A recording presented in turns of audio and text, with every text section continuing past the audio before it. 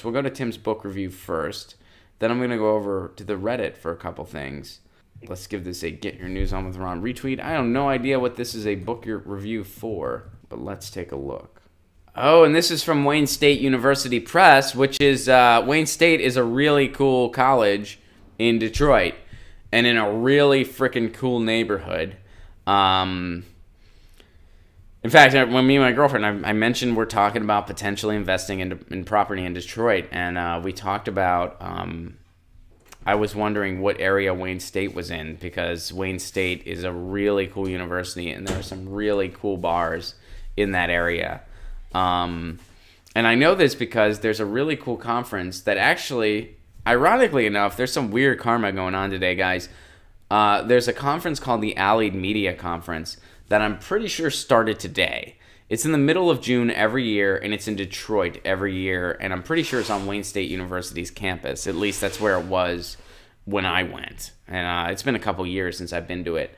But it's a really cool conference, and it's on Wayne State, and yeah, so I spent some time in that neighborhood a couple years back, and it was pretty groovy. But anyway, so let's see what this is. So this is a book called Techno Rebels, and here's the description. I think this is about what Tim mentioned in the chat, the kind of what happened with the techno scene in Detroit. So here's the skinny here. When it was originally published in 1999, Techno Rebels became the definitive text on the hard-to-define but vital genre of music, techno. Author Dan Sicko demystified techno's characteristics, influences, and origins, and argued that although techno enjoyed its most widespread popularity in Europe, its birthplace and most important incubator was Detroit. I did not know that. That is very freaking interesting. In this revised and updated edition, Sicko expands on Detroit's role in the birth of techno and takes readers on an insider's tour of techno's past, present, and future in an enjoyable account. God, I got to read this book. I'm not a big techno guy as a listener, but that I didn't know it had grounding in Detroit. I had no idea. No idea. And, you know, I'll be honest, if somebody would have said, hey, techno actually has a lot of roots somewhere in the Midwest, guess what town? Admittedly, I would guess Chicago or Minneapolis. You know, just because of the, you know, rich musical density of those places as of more recent. I would not have guessed Detroit. Now, I know Detroit has a very, very rich musical history. I mean, you know, let's just go down the list. I mean, MC5, you know, Bob Seger, Death, Motown, all of Motown. The list goes on and on and on. Who? Mayor Hawthorne, yeah. Kid Rock, I mean, come on. But anyway, I didn't realize techno too. You know, I know that they got a lot of the Stooges, Iggy, holy shit, a band called Death. You guys get the idea. I mean, now I'm like drawing a blank, even though there's 1,000,005 Detroit bands like right on the tip of my tongue that I'm just like not, but like none of them are coming to me. But you know, you get it. Motown, punk rock. Hip hop. Detroit has a very rich hip hop scene. Eminem, Insane Clown Posse. You know, Dre spent some time there, I'm pretty sure. Anyway, let me get back to Techno Rebels begins by examining the underground 1980s party scene in Detroit, where DJs and producers like the electrifying Mojo, Ken Collier, The Wizard, and Richard Davis were experimenting with music that was a world apart from anything happening in New York or LA.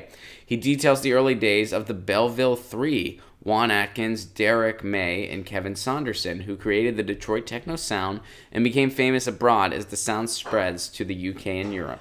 In this revised edition, Sicko delves deeper into the Detroit story, detailing the evolution of its beginnings, the role of radio station WCBN, and the emergence of record label Ghost Unit. Oh, so they had like a really big techno label right in frickin' Detroit.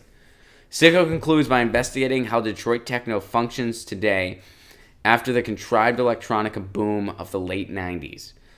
Ultimately, Sicko argues that techno is rooted in collective dreaming of the city of Detroit, as if its originators wanted to preserve what was great about the city, its machines, and its deep soul roots.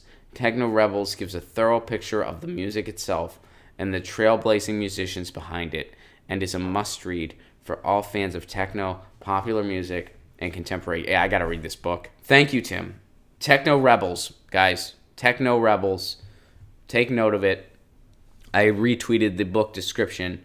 You can get it straight from Wayne State University Press.